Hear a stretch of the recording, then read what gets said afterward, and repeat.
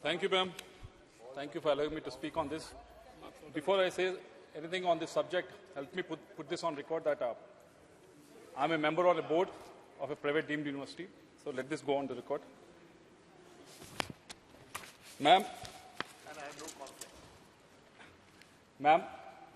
the bill to establish a central tribal university in Telangana under the name of Samakka and Sarakka, there is nothing against this bill. We wholeheartedly, YSR Congress Party, wholeheartedly welcome this bill, ma'am.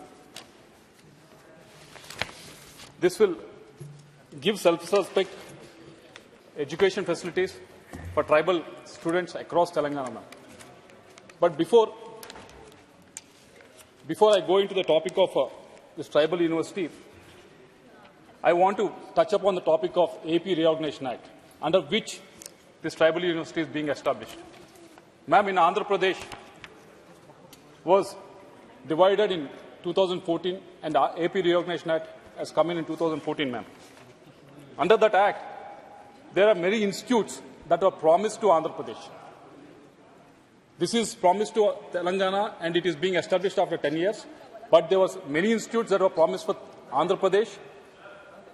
In the last 10 years, IIT, NIT, IIM, ISER, IIITDM, IEPE, all of these universities have been started, but till now, even after 10 years of Reorganization Act coming into force, no campus is working from a permanent campus, ma'am. Also, there's a tribal university that was planned in Andhra Pradesh also, in Vijayanagaram. Till now, we don't see the light of the day of that campus, ma'am.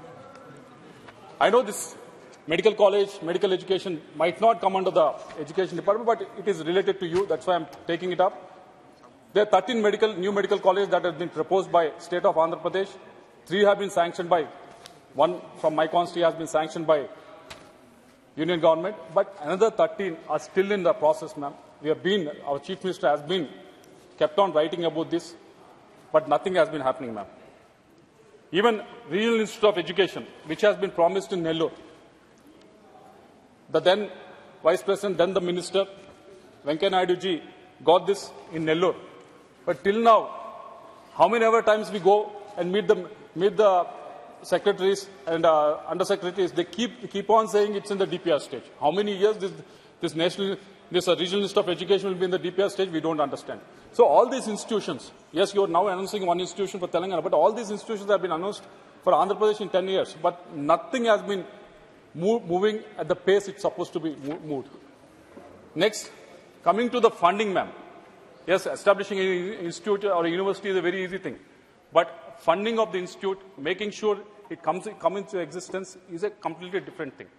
That requires a lot of funding, and the new ones, giving funding for the new ones, yes, it will take some time, but the existing ones, there was a RUSA funding that was there. There was huge cuts in the RUSA funding in the last 3-4 years, ma'am. There was almost 31% of actual budgets that have been utilized under RUSA in the last 2 or 3 years, ma'am. This is atrocious. These are supposed to be used to actually upgrade the state universities, state government universities, so that they can better facilitate for the students across the states, ma'am. And coming to the HEFA, Higher Education Financing Agency, this is a new thing that the Union government has conjured up and brought it in, ma'am. But this has been only given to this funding has been only given to the IITs, and no other institutes have been eligible under this.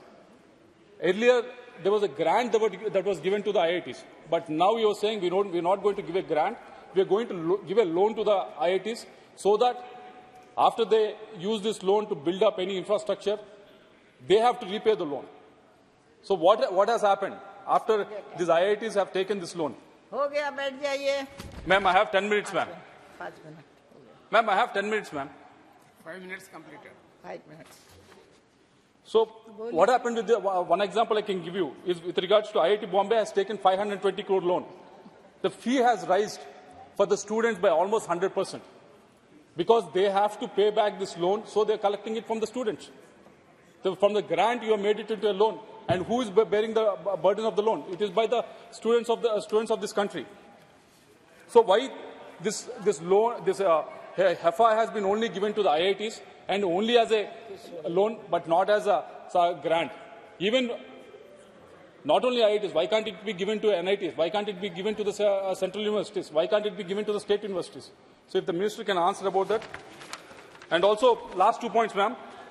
And when we talk about all these things, ma'am, they say we are going to improve the education facilities in India. We are going to invite the foreign universities in India. That's the new mantra that Union government has been bringing about, ma'am. Yes, there are 4.4 lakh students that are studying abroad in 2021. It has increased to 7.5 lakh students in 2022. It will continue to increase for the next 4-5 years. It has happened in Korea. It has happened in Japan when the country was developing. It has happened in China also. But at some point, it will come back. But the first thing that the government has to understand is, last 1 point, ma'am, last 1 minute, ma'am. The government has to understand is the students that are going abroad are going not just for education, actually for the lifestyle as well. Union government is talking about Atmanirbhar Bharat in every other industry, but when it comes to universities of this country, they want to outsource the whole thing to the foreign universities.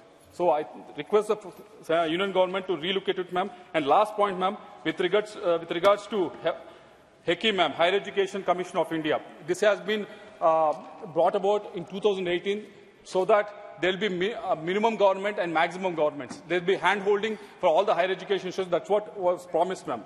But what has happened?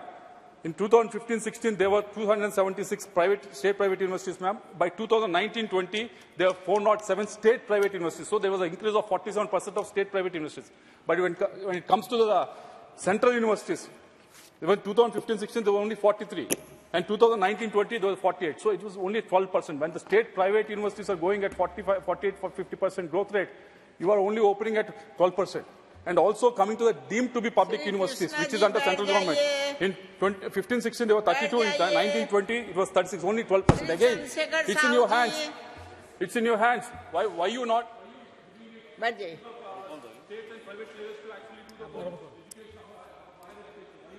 धन्यवाद madam.